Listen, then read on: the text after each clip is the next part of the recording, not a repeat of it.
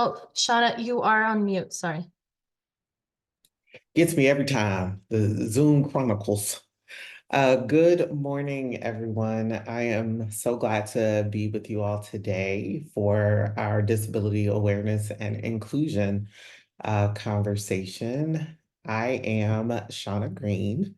I teach DEI, DEIB, the B is for belonging, and facilitate conversations around diversity, around inclusion, equitable practices within organizations, both corporate, nonprofit, government, educational institutions.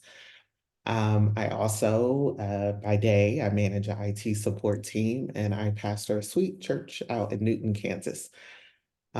So this is me. Here are all of the ways you can get in touch. I'm a pretty transparent person. So if you have questions after today's class or just want to connect, this is how you do that. Today's chat will be about just disability awareness. There are a lot of terms and a lot of language out there, and a lot of things that are ever evolving and ever changing that you may not know. I am very open to a conversational class. So if you have questions, you can ask or put them in the chat. I continue to look over in the chat while I'm going through, and Stephanie and the rest of the team help keep me aware of any questions over there. So you can feel free to message there. The one thing I ask is that during this conversation, I know we all come to these chats with our own lived experience and our own understanding of things. And so certain things I may say today may not align with what you already know or what you think. And there may be moments where you feel resistant, and that's okay. That resistance is an opportunity to investigate and examine what you may be thinking, some possible areas of bias, some places where you want to do more research. And so I'd like you to invite you into that space if there are moments where you begin to feel out of alignment or that you begin to feel some resistance. So today's conversation will follow this framework. We'll do the awareness piece first. In my experience, as I do these different classes, it is very hard to know how to go forward or what actions to take if there's not a full sense of awareness about what the issue is. So we'll talk about awareness. We'll talk about the barriers. Um, we'll have a bit of a conversation about your own disability awareness treasure hunts. And then we can talk about the direction to go in to help ensure that everyone gets to work in and show up in an equitable space. So the first thing that I want to talk about is watch your language. Some of you may be on social media or hear what a lot of people say is ableist language. There's words we used to say that we don't say anymore, or words that we used to say that cause harm to other people. And the rule of thumb generally, if someone tells you that a phrase you're using or a conversation you're having causes harm, that should be enough to investigate that term, investigate that language, and then find different ways to express it. One example, sometimes when people are afraid or when people get scared, we'll say, "Oh my gosh, you're paralyzed with fear." Well, that word paralyzed can be an ableist term when used that way. So another word we can say is we're immobilized, we're unable to move, we're stuck. Like there are different ways to go about having these conversations without using those words. And yes, does it mean that we have to be more intentional and have to think about what we're saying? Absolutely. But is it worth it to ensure that we're not causing harm, both intentionally or unintentionally? Yes.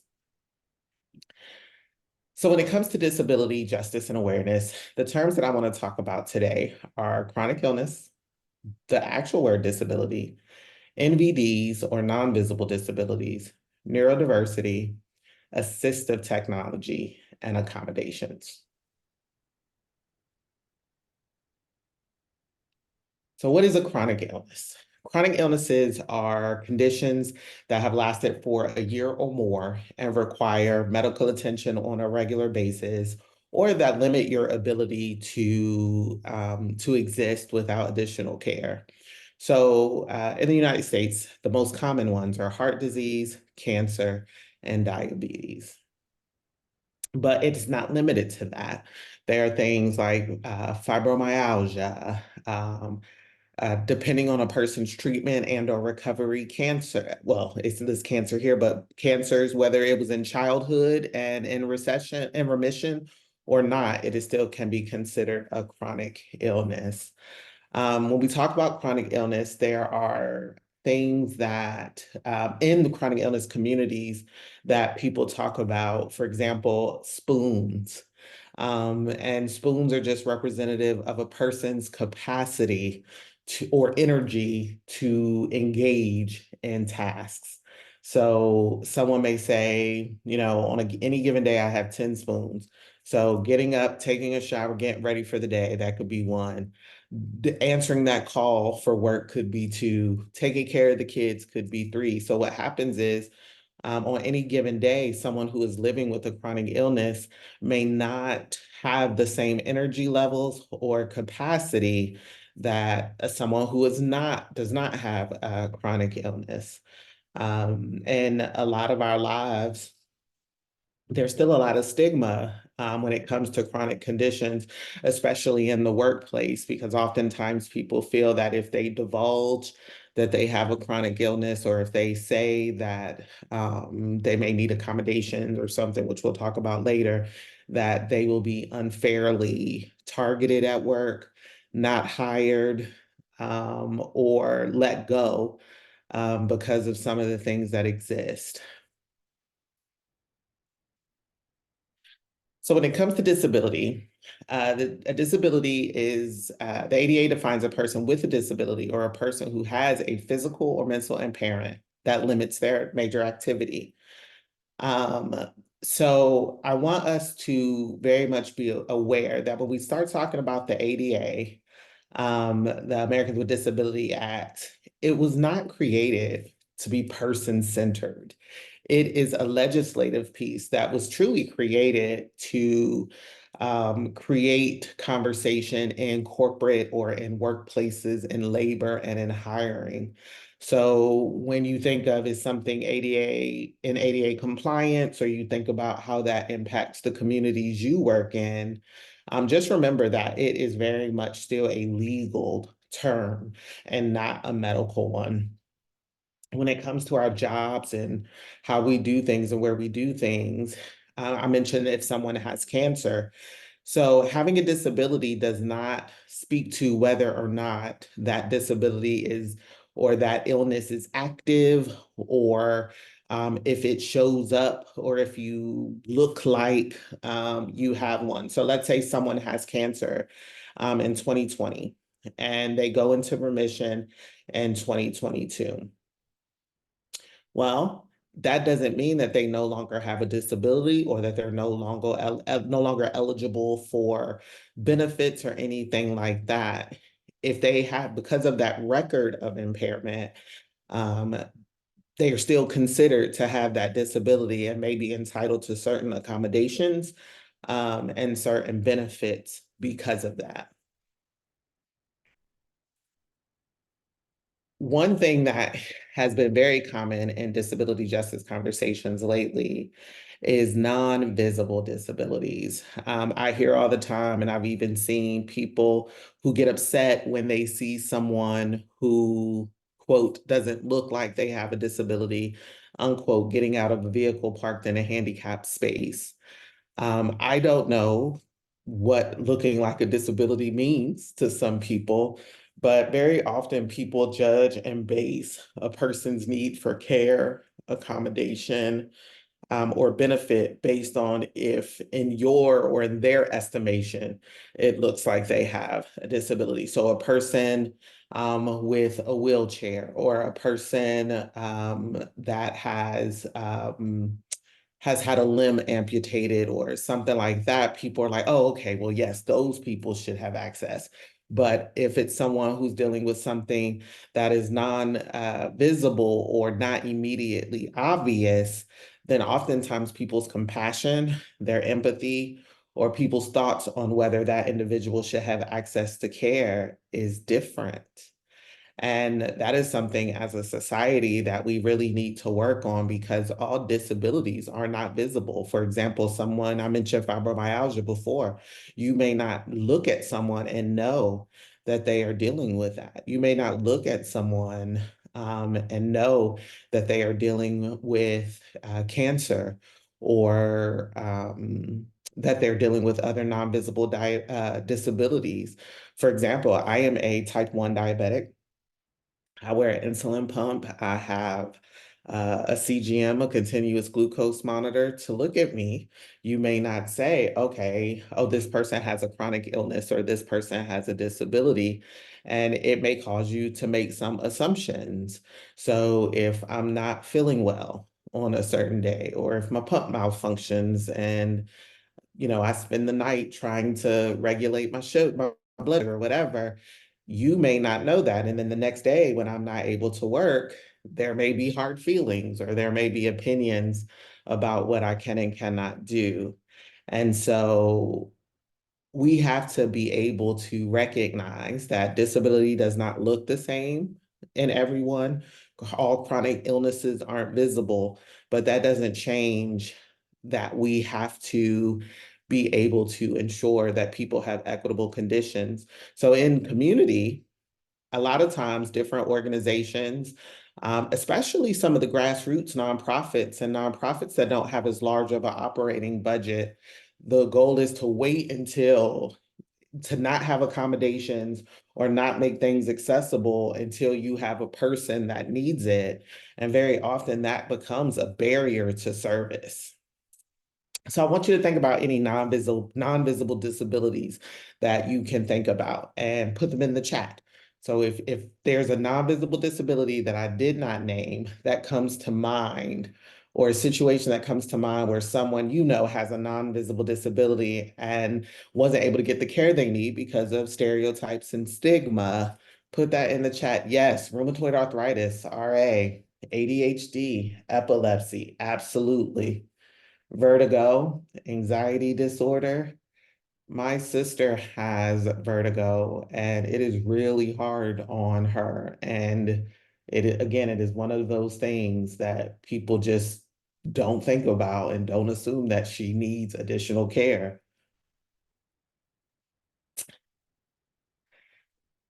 Intellectual disabilities. Thank you, Francisco. Absolutely. Yeah, Mari Marie, it is a different thing. And I didn't even know that much about it until my sister got it. Yep, fibromyalgia, hearing impairment, absolutely. Some people mentioned ADHD and anxiety, which takes us to our next slide, neurodiversity. Neurodiversity, very much lately has become very, I don't want to say the word popular, but it is very talked about on social media and in other places. It is a range of differences in individual brain function and behavioral traits regarded as part of normal variation in our human population. Examples include ASD, which is autism spectrum disorder, which Maria just put in the chat as well, and things like ADHD, ADD. This is another one where society and people, jobs, do not always provide the right level and the necessary level of accommodations and care. I was diagnosed PTSD, absolutely, Margie. Yep, depression. See, y'all be knowing. I love it. Yes, absolutely. I am a veteran of the United States military and I have PTSD, I have anxiety. I have ADD, and first off, it is very hard to get diagnosis. Our healthcare system oftentimes makes it very difficult. The cost can be a barrier depending on what insurance you have, or if you don't have insurance, getting psychological assessments can take a long time to get scheduled. They can cost a lot of money. And then it oftentimes gets inflated and conflated with other things. So, for example, you have anxiety, general anxiety disorder, which is and can be considered a chronic illness and or disability. But then you also have people who are just experiencing anxiety. And so sometimes people don't make the differentiation between, oh, I'm experiencing this versus someone who on a regular basis chronically deals with that. And don't even make me start on the stigma around mental wellness and medication and some of those things. And so, even now, there are proponents and advocacy groups working really hard to make neurodiversity, to raise awareness around neurodiversity and to help businesses and jobs and companies have the necessary accommodations for those folks and those of us who are not neurotypical, who do not see, think, experience things in the same way.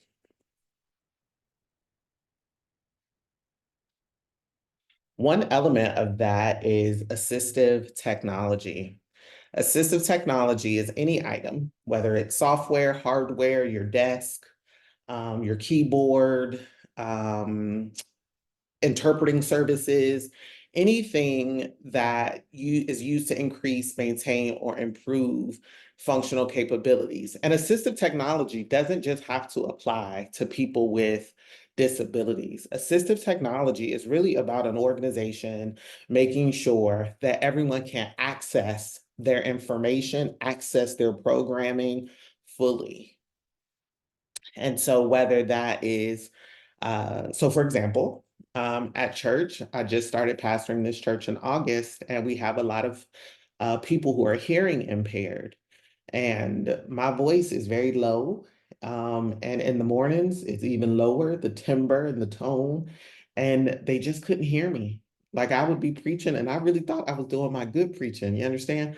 And they couldn't hear a word of it. And so we invested in a new sound system with multiple ways for people who need additional support to plug in, whether they use their phone and go to an app and stream through their earbuds or AirPods, or they can pick up a little box in the back of the church and just plug into it with headphones we provide that send the sound directly into their ears.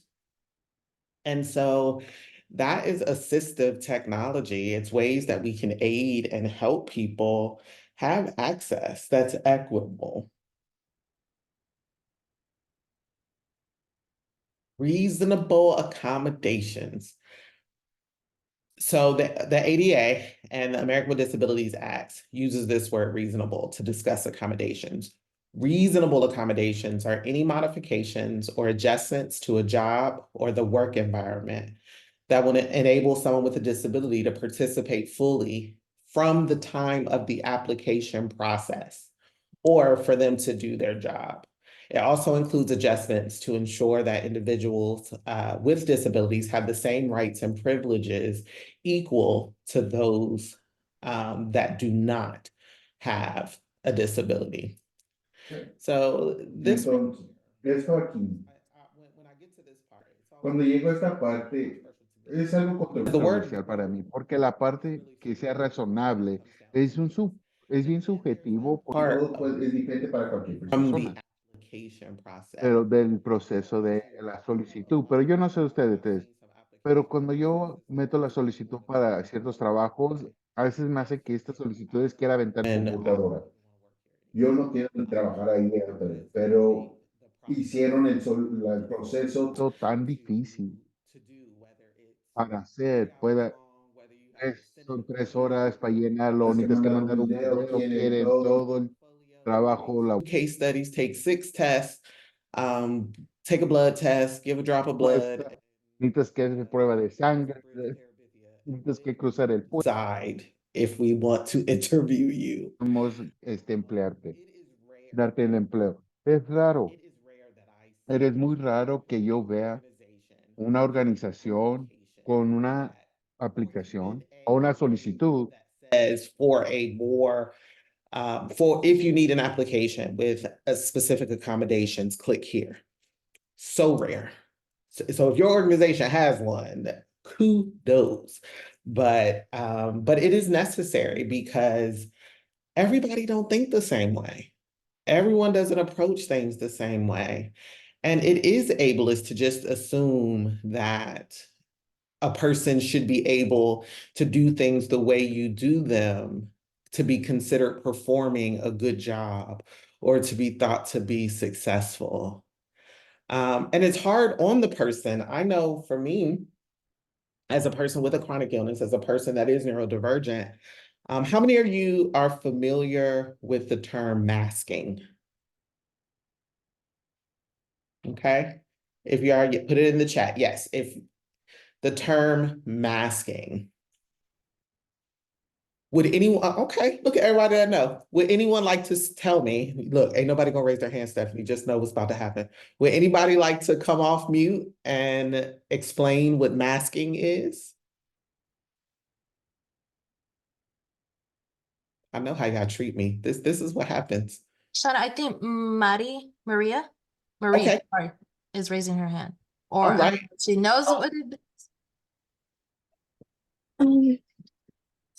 So masking, especially so I'm someone with an anxiety disorder and undiagnosed ADHD, and something that I saw myself doing a lot in school was put on this like character to be able to get through the day. Maybe it's using the social cues of my friends, like, and taking on their personalities a little bit to be Mhm. able to get through the day. Because I also had a friend who had autism, and he would do a little similar to that whenever he could. He would try to mask his stimming as much as he could by trying to manipulate the body language of the people around him as well. Thank you, Marty. That's exactly what it is. So let me try to put it in context. So in communities for people of color and Black people, especially, there's a term called code switching. And code switching is where you can be chatting. You could be talking with your friends and you may be more relaxed. You may be using AAV, African American vernacular. Yeah, what's up? How you doing? Long time, right? Yeah. And then you pick up the phone. Hello, thank you for calling 1-800, you know who? This is Shauna. How can I help you? Like, and it's like, or you're not able to feel like your whole authentic self. So you try to align with dominant culture in order to be accepted or in order to be considered respectable. Is that Zonia or Sonia? I'm so sorry, Sonia. I see a hand raised. Sí, yo entiendo lo que es el understand. enmascaramiento, como dijeron, ¿verdad? Okay. Que es Masking como is un proceso I de it's like a process of camuflaje, it's like camouflaging. camuflaje en la persona, Like en la personalidad camouflaging del individuo. like they're blocking Se their personality. ajusta al You know, they comportamiento de adjust acuerdo a to las the presiones, ya behaviors, sea presiones sociales, whether it be, you know, campos, social clues cualquiera or de esas situaciones. to be able to adapt to any situation in their social. It is a camouflaging. It's like you don't want people to see or to know, number one, that you might be struggling over here. And so you do this thing where it's like, okay, I'm going to try to be somebody else. I'm going to try to act like something that is socially acceptable, or I'm going to try to do these things that people say I should do. And it's hard and it takes a lot of energy. And as a person diagnosed, I was just diagnosed. How old am I? I ain't gonna tell y'all my business, how old I am. I was just diagnosed like a year and a half ago. and I still mask. And even I still have revelations every day.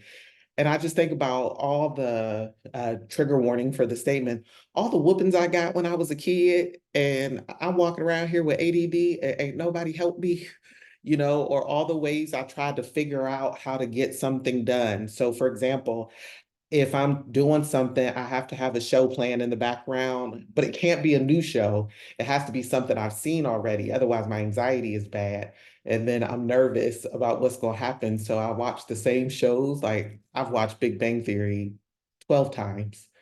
And it's still funny every time, but I know what's going to happen so it doesn't cause my anxiety to be triggered. Yes, LGBTQ people have to mask in many places too. We have to mask to pass very often if it's not safe for us to be who we are in those spaces. If any of you have been with me on a training before, I also teach the gender diversity and inclusion conversation. I recognize some of your names and faces. And we talk about that there.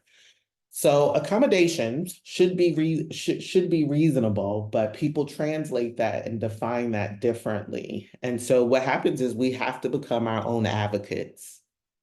We have to become ones that speak up for ourselves for what we need.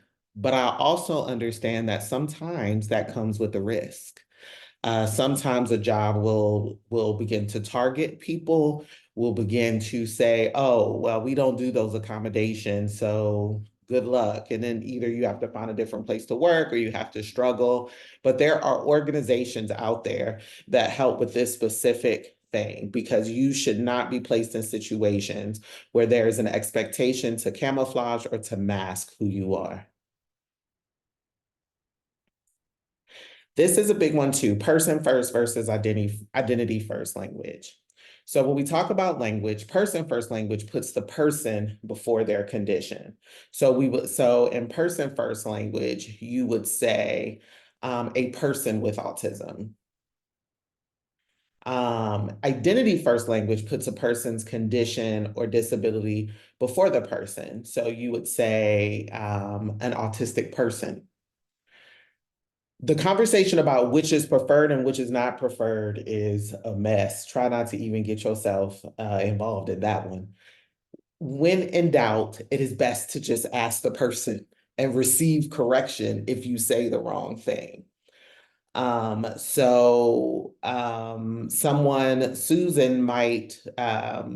Susan may say to you, I am autistic. And in your mind, you're like, well, aren't you a person with autism? But Susan says, no, I am autistic. That is who I am. That is what I advocate for. I am great. I'm good. That's it. But then you go to a meeting and Jose may say, no, I am a person with autism. And you're like, oh no, well, Susan just said, it doesn't matter. You give people what they want. It's like them pronouns that some of you we've talked about before. If somebody tells you their name, call them that. If someone gives you their pronouns, give them that. If someone tells you how to talk about their disability with them, do that because it varies and it's different for everyone. For me, my default is to person first. So, and that's in everything. So I very rarely say, oh, there's a homeless person. No, I say there is a person that's housing insecure. To me, for my personal self, it just continues to center and humanize people who are experiencing marginalization and hardship. And then it reminds me that it's systems that are maintaining this social and this worldview that keep people in those spaces. And so it's just a personal reminder to me.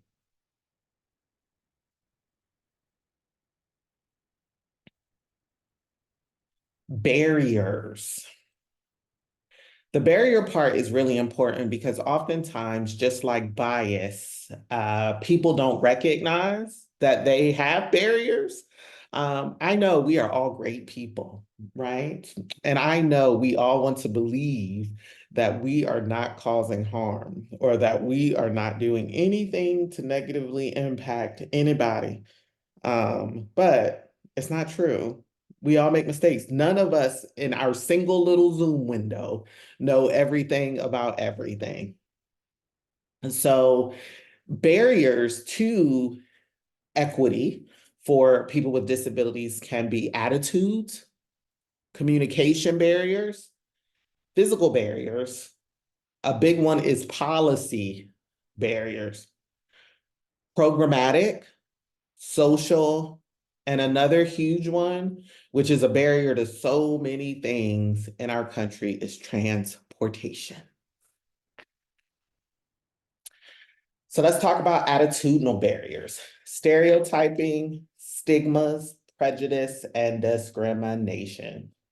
So if you see someone pull up at the Kroger, I don't know what grocery stores I got in California, which I got, Publix, Piggly Wiggly, Whole Foods, I don't know.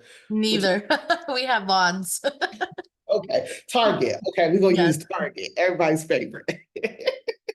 You pull up at Target and you don't see no parking spaces. And you may not admit it here, but I know everyone who's been in a rush has said, why are there so many handicapped spaces out here and I need parking? Okay, cool. So you pull up and you get to a parking spot and you're walking up to Target, and you see someone in their early 20s. They're driving a Nissan 350Z. It's sporty. They are hip. They are cool. You see the first Jordan step out the car. You see the next Jordan step out the car. So you're already building this persona, this avatar for who this person is. They get out the car. They start walking into Target. And then you notice they're in this handicap space. They have a handicap placard in their window and a handicap tag. They are giving you double disability notification. You see them walking, you don't see any accessibility tools, you don't see anything else, and now you are mad. Why did this person just park? I bet it's his grandma that's disabled and he's really not even disabled. And look at him getting out this fancy car. How can you afford that car if you have disability? These are all things I have heard as a person, as if people with disabilities should have to drive jalopies. Like they can't have reliable transportation.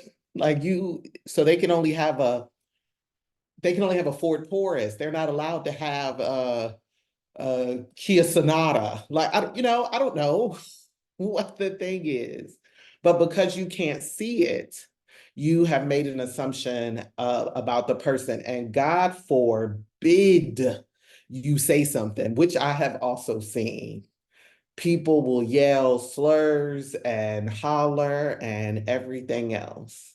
Well, you follow this person, you're in the store, you got an attitude. None of you follow people around stores. I just know that to be true. And if it's not, don't tell me, but I do know it to be true. You follow them around the store, you're mad, and you see them reach down to scratch their leg, and you see the steel. Which you did not know that this person was a veteran of the armed forces and lost their leg fighting for this country and its way of life. And I know that may be an extreme example because maybe that person, someone mentioned rheumatoid arthritis. Maybe that person has fibromyalgia. Maybe that person has another non-visible disability. Leah put in the chat that has happened to them. Thank you, Leah, for affirming that. I am not just creating these bad worst case scenarios just for the sake of example.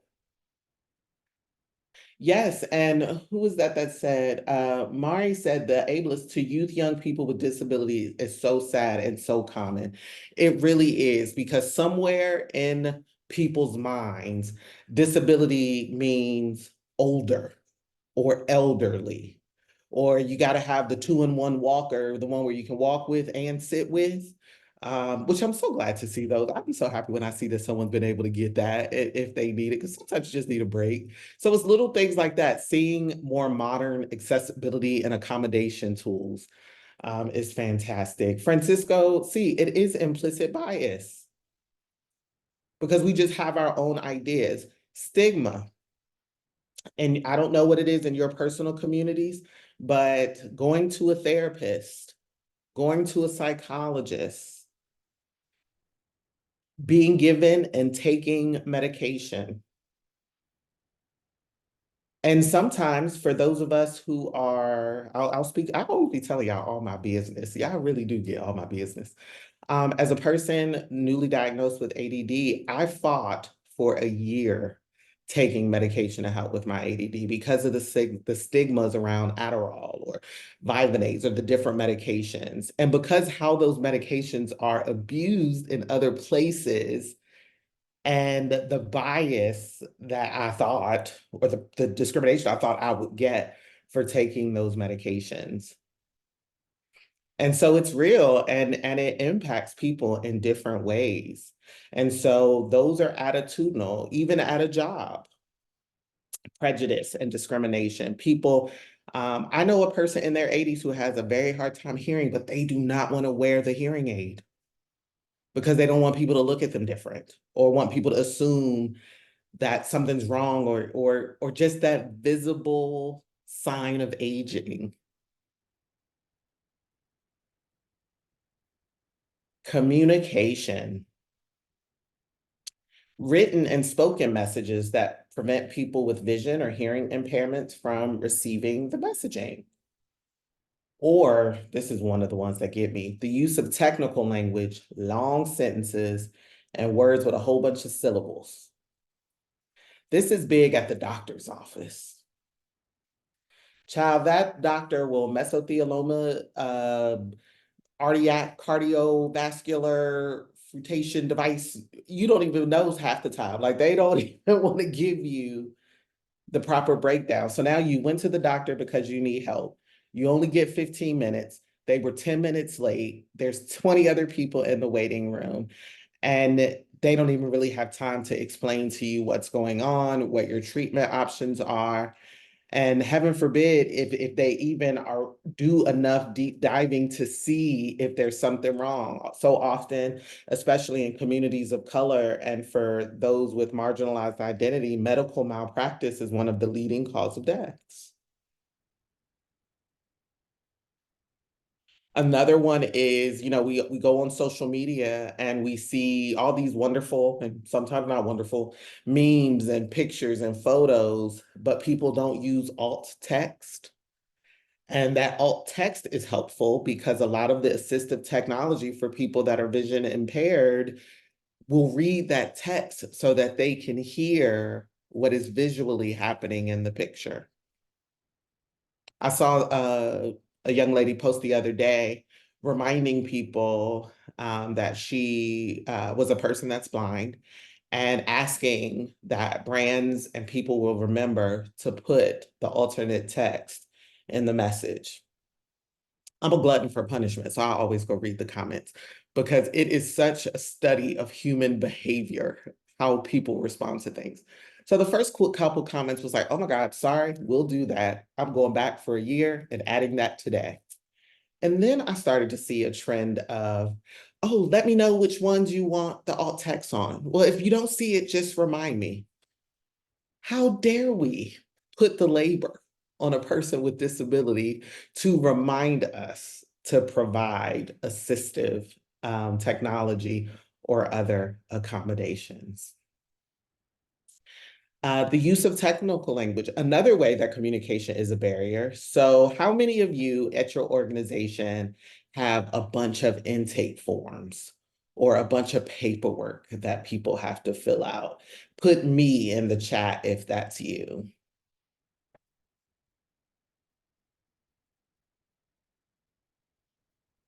Yep, Leah, Raul, see? Krishan, yeah. Or Christian. Silva, Maria, yep, see, yep. That can be a barrier. If a person that has intellectual disabilities, what about a person who has something like Parkinson's or something that makes it difficult to write or something that affects their nervous system? What if a person has ADHD? What if a person has PTSD and you're asking them to share all this stuff and it's a trigger? So that is some ways that we are barriers. What if someone has dyslexia? Gracias, Carlos. Absolutely. So that is a way we're a barrier. See, I knew y'all thought y'all weren't barriers, but I knew I was gonna get to it. But those are barriers. So fairly, let me see. Someone has a hand up. Rosie, go ahead. Good morning. Hello. One of the things that really has always baffled me, and it also is upsetting to me, is that people always assume at the grocery store, at the Rite Aid, wherever we go and we use our ATM card, there's so many more questions now, and they don't tell you what's next, or how do they assume that people actually know how to read or that they read that language? And so I'm like, how do they handle that? It's upsetting, you know, because there's so many questions that they have to answer. And what if I don't know how to read? What if I don't know how to read English? How about, you know, there's our country, especially California, is so diverse with so many languages. It's like, why do we just assume that people can read that? That is so true. That is so true. And a lot of the newer ATMs will, so Rosie, you bring up such a good point. A lot of the newer ATMs will ask you if you want it in English or Spanish visually, but if you are able to read it, that's not helpful. And then some of them have the audio option, but they want you to plug into it. And I don't know who is walking around with that old school plug, and in the midst of the back end of COVID or the current COVID, who just gonna be plugging their stuff in there, or they only assume that people either speak English or Spanish. What about someone that speaks a different language? And it is an assumption. You're absolutely right. And one of the things when we talk about accommodation, what happens is people memorize how systems work. So they kind of know that this button is always checking. They've been going to this bank for 10 years. And then what happens when there's a software update? And now it's fancy. And now they want you to hold up your card and scan it. Like there are so many things. And a lot of banks now I've noticed have went to drive-through only. It don't even be people in there. The people be at a branch somewhere far off, and you can push the top button to talk to them. Well, what if you don't have a vehicle? Because I've never seen a bus or drive through the bank ATM. So it happens everywhere. And the language, a lot of those forms are not translated into other languages. And when they are, it's through some horrible translation software. And so the spirit of the messaging doesn't even come across. So thinking about how to have accessible forms. And sometimes that may even mean hiring someone that can sit down and do the person-to-person intake and write things down. Sometimes that means having iPads or different things that allow it to go smoother. Now, we all know about the physical ones, the structural obstacles that block mobility. How many doctor's offices have I been to that only have steps outside with no ramp? It's like, are you intentionally saying that you don't serve the population of people with disabilities that need assistive equipment? Or restaurants or museums and buildings. Maybe your job. We'll get to that in a minute. We're going to chat about what you know to be a hindrance in your environment. Policies, denying accommodations to qualify individuals with disabilities so they can perform the essential functions of the job. And part of this too is requiring a person to expose the extent of their illness before you give them accommodations. HIPAA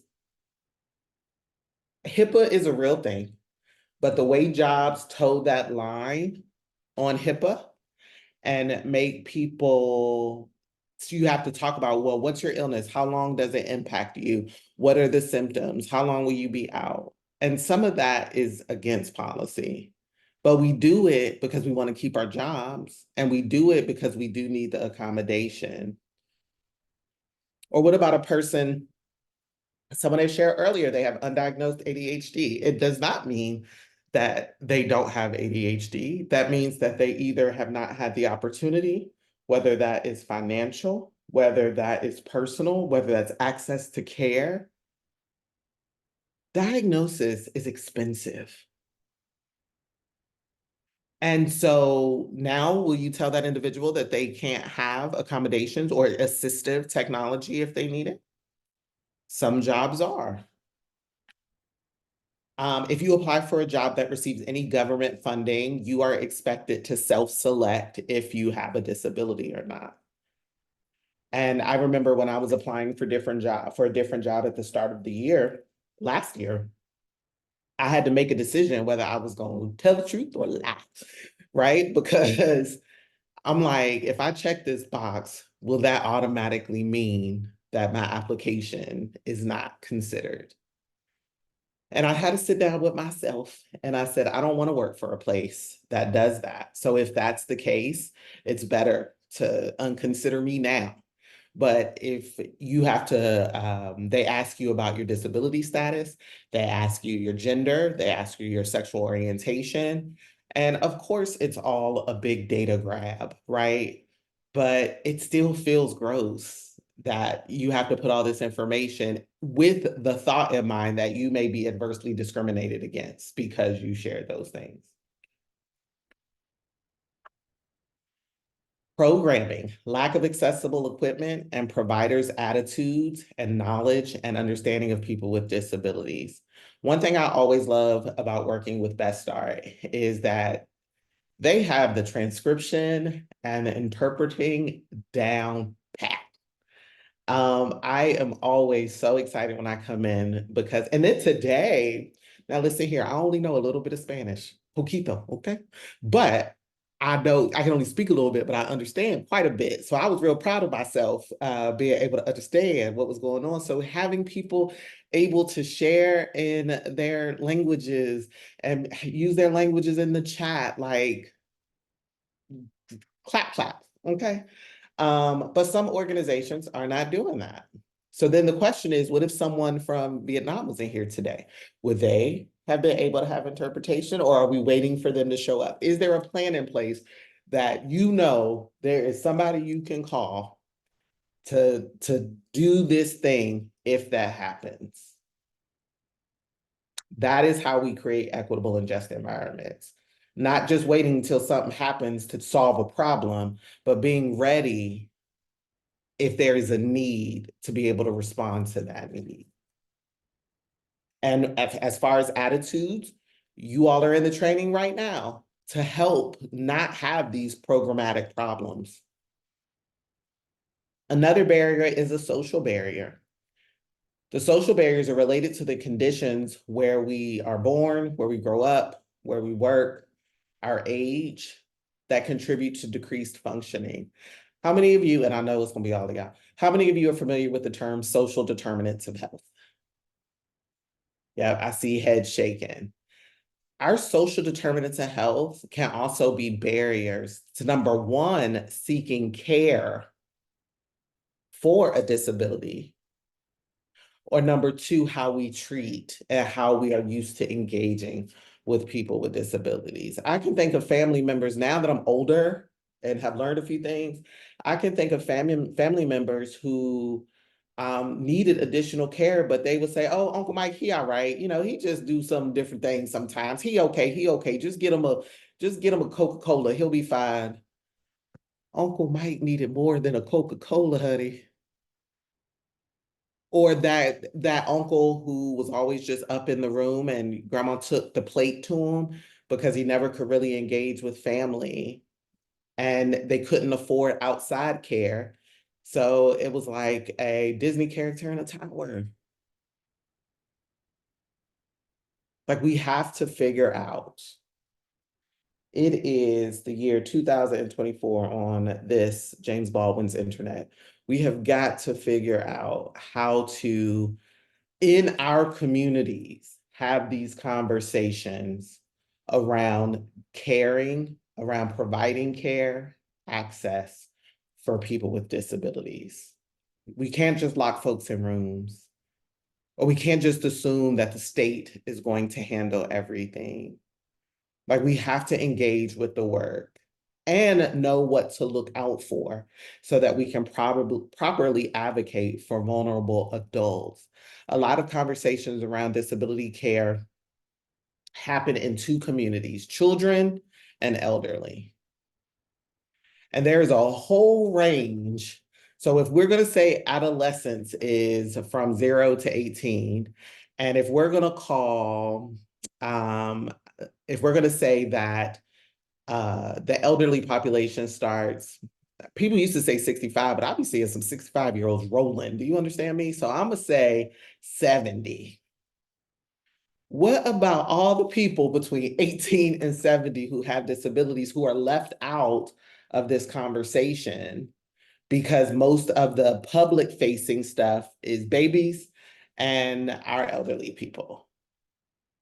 So this is where we come in. How to identify these barriers.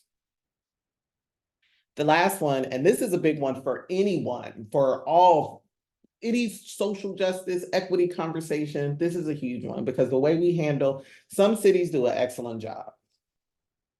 Some places have organizations that are doing an excellent job, but some,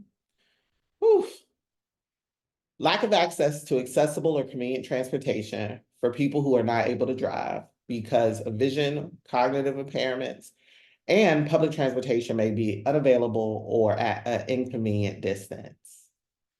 Transportation is huge.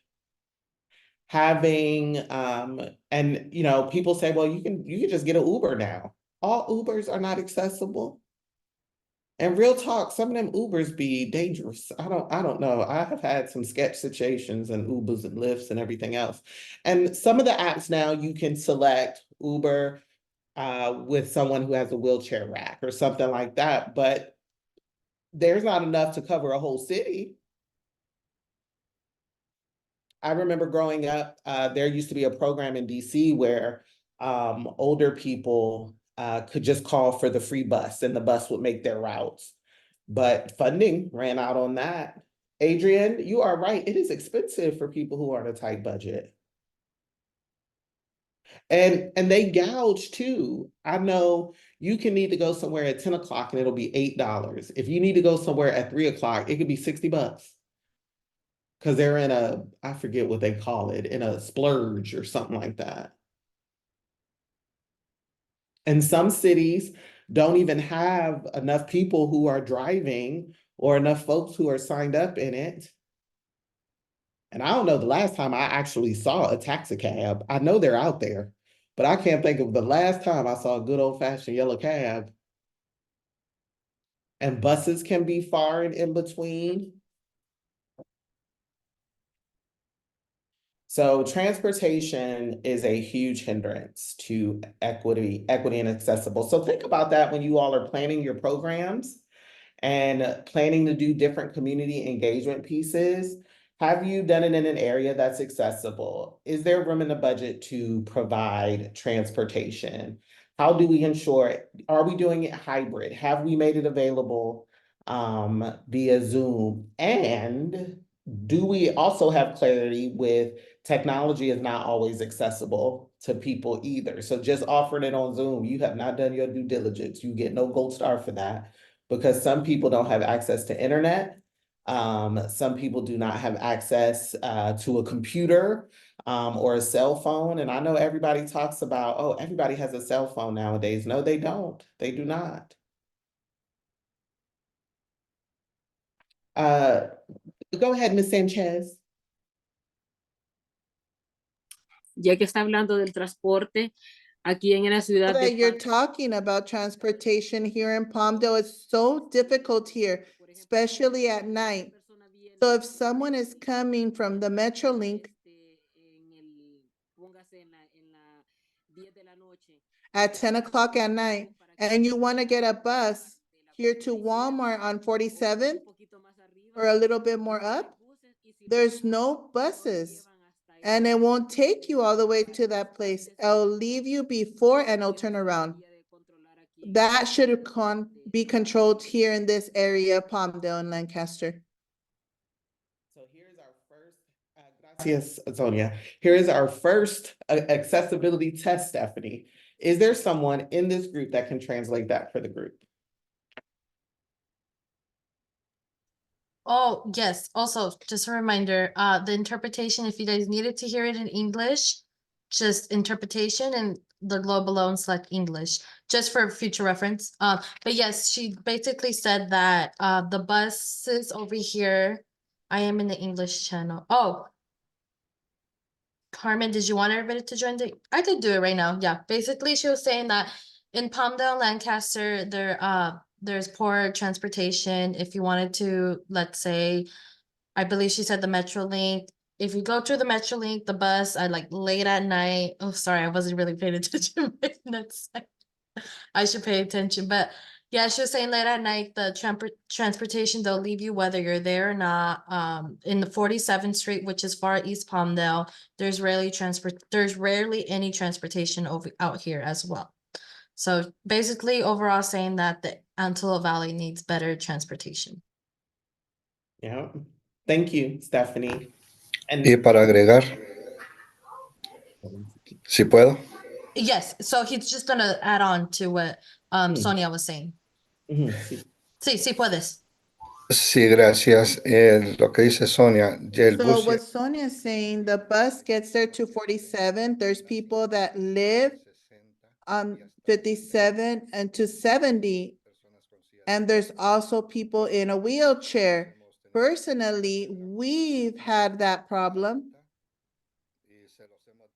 And we have told them a lot of time for years because they suspend the service to 47th. They get to 50th and they turn around and everyone has to get off for whoever has to go more because they're out of service. Oh my God. Metrolink has done a very good service and now it's been extended until 12:20 at midnight, right? So then we can't come at that time on Metrolink 11:20. We can't 10:20. Nope, because the bus left already. So we have traveled a lot on Metrolink because of our occupations.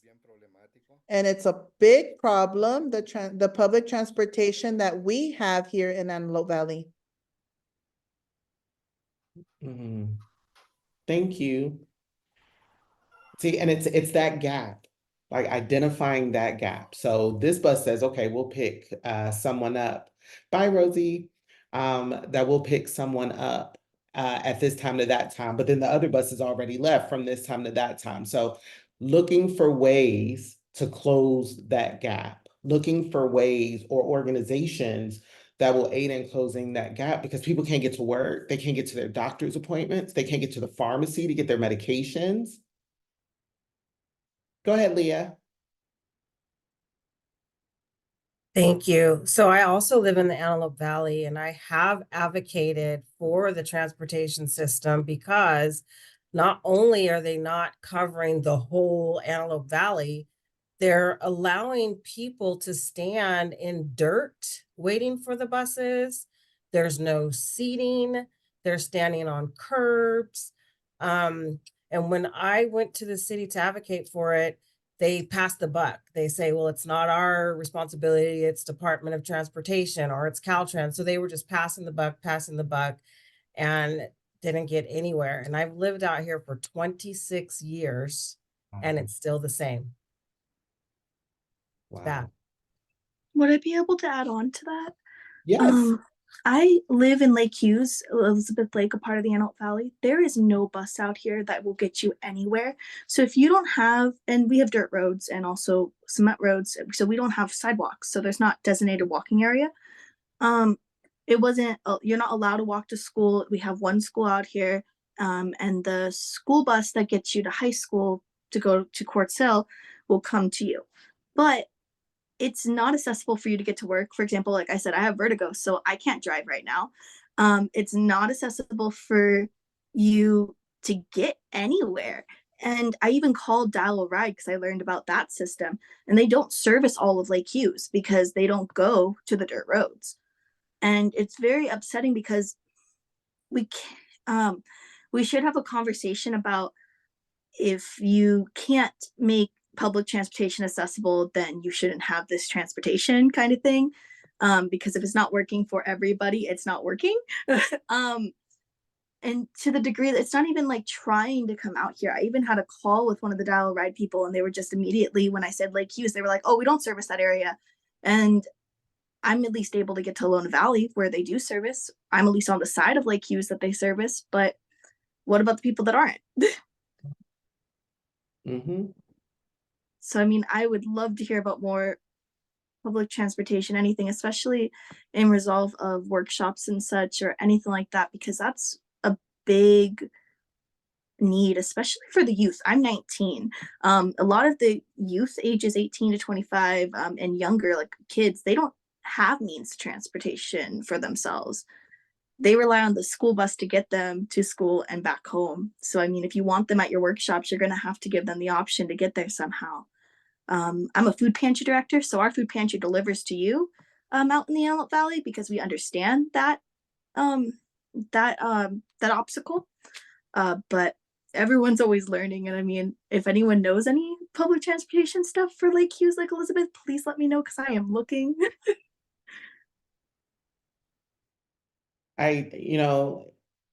You just kind of, that idea. So they make sure you get to high school because, again, we care about 0 to 18, 70 and up. So Medicare, Medicaid, different nonprofits and programs try to help the elderly get to appointments, and we'll help the kids to get to school. After that, it's like the Thunderdome out here. You are just out here hoping that you figure things out and that you get things done. And I have personally seen organizations have this conversation and be inspired to start another arm of their nonprofit, or really start doing work around transportation accessibility. Because I do think there are a couple programs, but that whole thing, when you talk about living in more rural places or places that don't have paved roads, and these are the communities that most of the organizations that I work with that are nonprofits target. And so it is a very important conversation to have. And Stephanie, I hope that we can take a action item to kind of think about and talk about, or share a resource guide if you have it, if any of the organizations that partner with you have it, to Mhm. aid people in this process. Yes, definitely noted. I do want to mention that we do have some data on transportation in the Antelope Valley, so I'll kind of drop the link tree for you to access all our data maps. We have different domains, but transportation is definitely one of them, just to advocate for the AV when you are on those, city council meetings, or, they to see the actual data. Thank you. Fran? Oh, maybe. Can you hear me? Yes. Hello, everybody.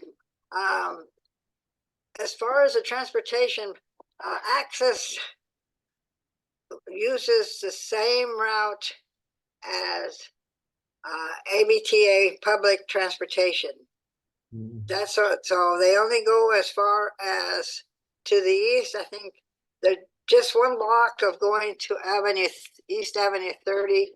And then on the west side, they go as far as Avenue 60. And after that, there is no public transportation that goes into Lake Hughes or any of the other surrounding areas at this time. They are working on some different public situations, but it's not going to happen tomorrow. It's in the works, but it's very difficult right now. And I know that these people that are talking right now about living out in Lake Hughes and and on the rural areas, I know it's a big problem. I go to all their meetings, ABTA meetings, and I'm involved with ABTA as far as bringing these kind of situations to the board. And I will bring it up again. There's a board meeting at the end of the month, and I suggest that you go to the board meetings. it's the last Friday, I'm sorry, the last Tuesday of the month. And it's at the AVTA building on 6th Street. I don't have the address right on top of my head, but you can look it up. It starts at 10 o'clock. I suggest that go and talk to them. I mean, I talk for them. I talk for all of you. That's one thing that's what I do. But I think if we have more people that come to this meeting, hold on a minute, if you don't mind, I'm going to put you on hold for just a second because I'm going to get the address and stuff. Oh, maybe I have it right here. Nope, I've got other things. No, I don't have it. Hold on 1 minute if you don't mind. I mean, for Lake Hughes too, there's not grocery stores out here. So, I mean, it's really a thing of if you don't have the means to get out there, you're really relying on the moms and pop shop here to have food. And that's not even like that's only very little canned items. It's not accessible. Especially if I have dietary restrictions too. It's not. Okay. Oh, go ahead, Fran. Okay, I want to give you the address. It's 42210 6th Street West in Lancaster. And our coming up, our meeting is on the 28th at 10 o'clock.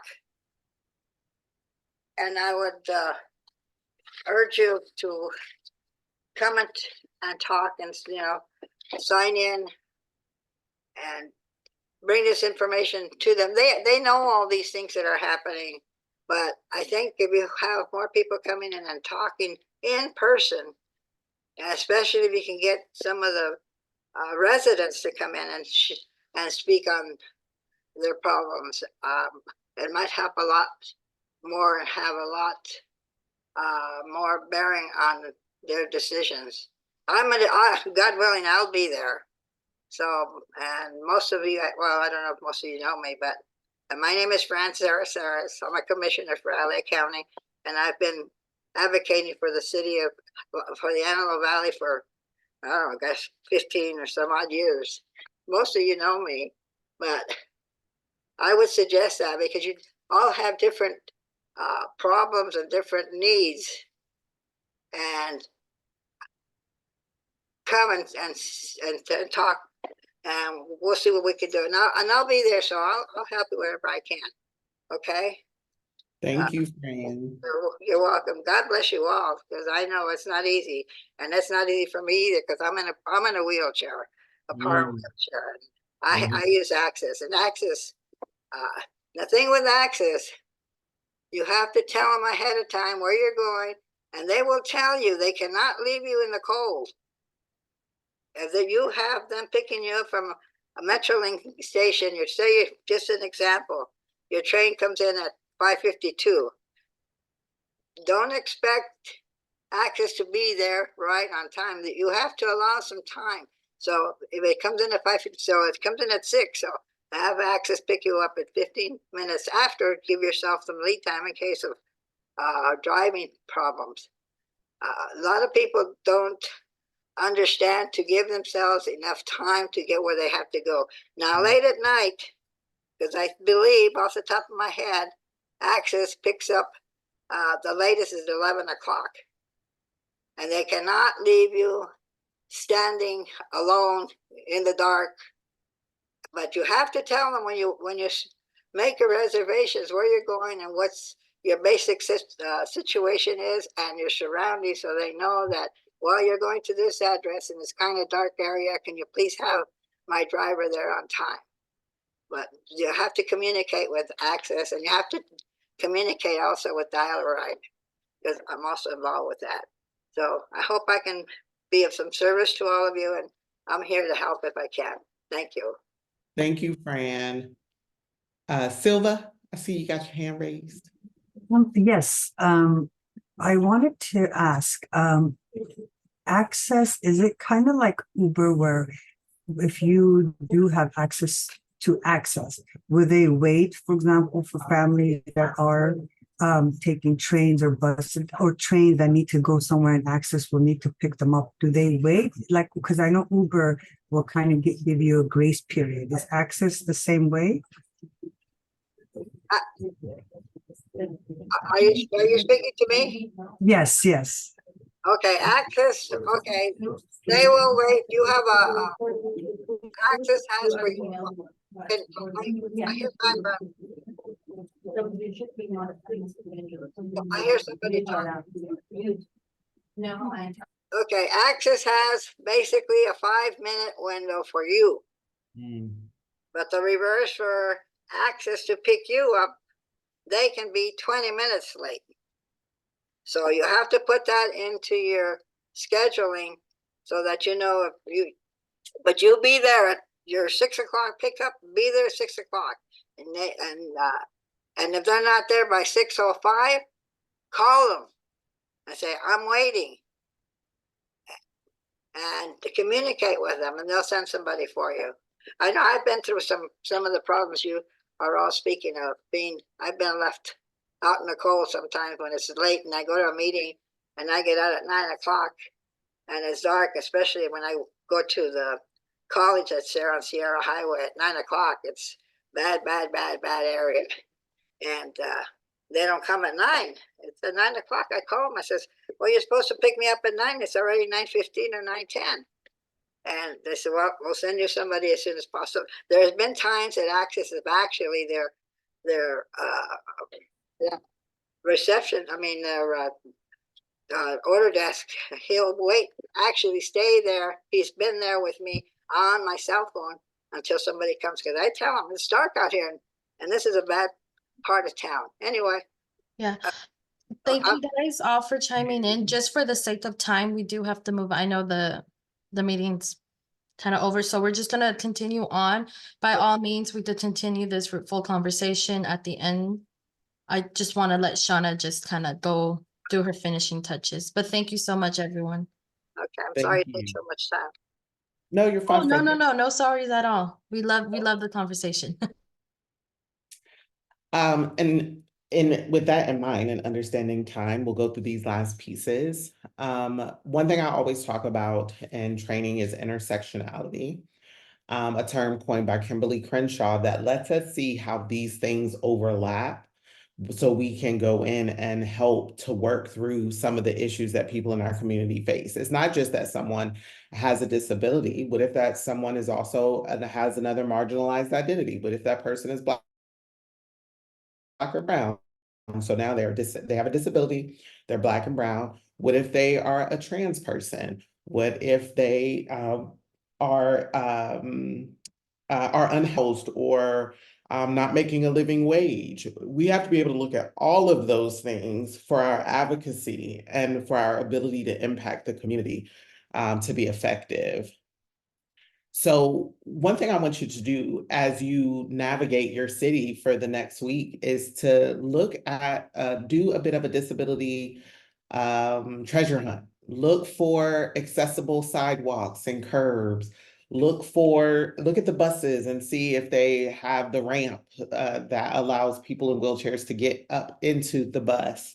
Look at the restaurants, look at the bathroom and see if it has the larger stalls. Just do a bit of inspection of the spaces that you access. And after that inspection, if there are things that you find that are barriers and hindrances, let's start figuring out how we do advocacy in that way. Who do we contact? How do we email HR? Is there someone in our department who works on these things? Now what? There are 3 things that I want you all to be able to do after this. The first one is care. Consider accessibility and reasonable efforts. It takes nothing to care if someone has access. It doesn't cost you anything. You don't have to pay for it. It don't come out your check. Consider accessibility and reasonable care for people with disabilities or that are in vulnerable positions that need help. The next thing is to lead. Learn, educate, and advocate for disability rights. So there may be something that is particularly important to you.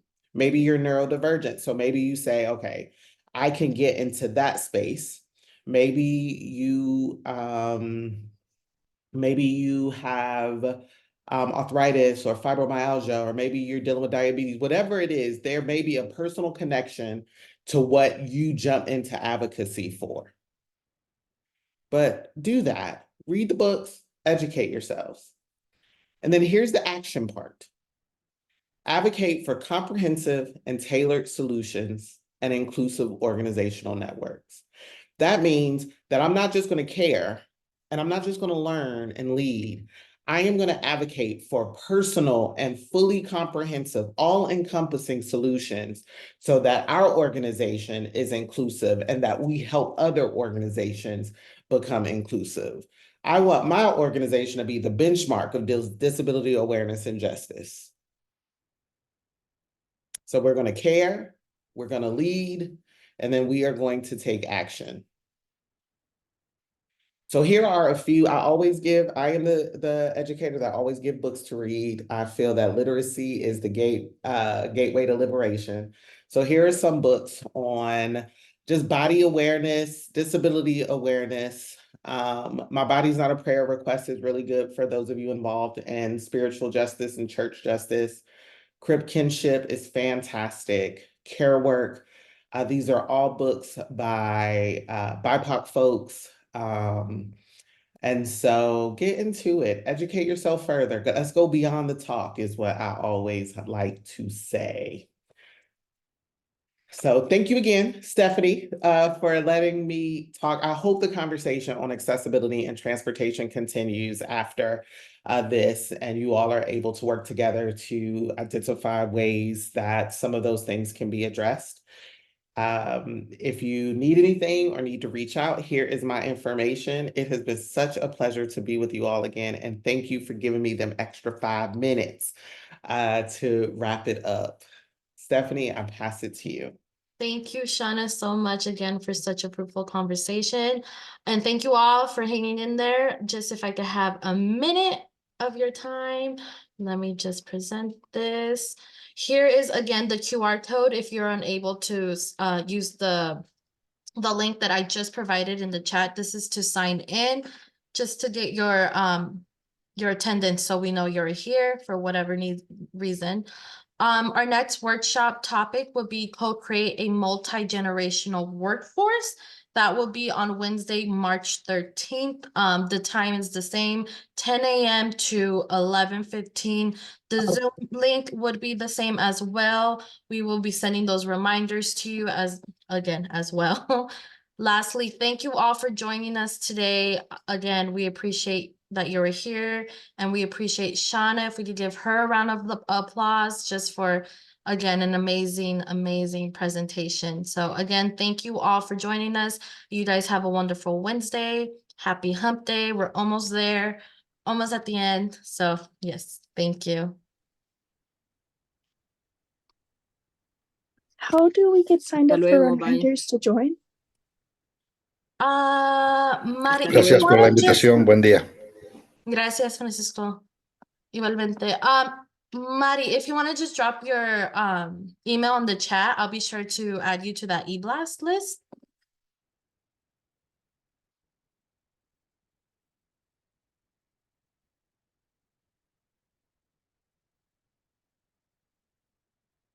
Hi, Dorel Dizzle.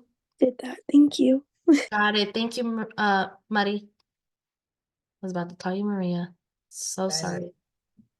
I'm gonna stop sharing.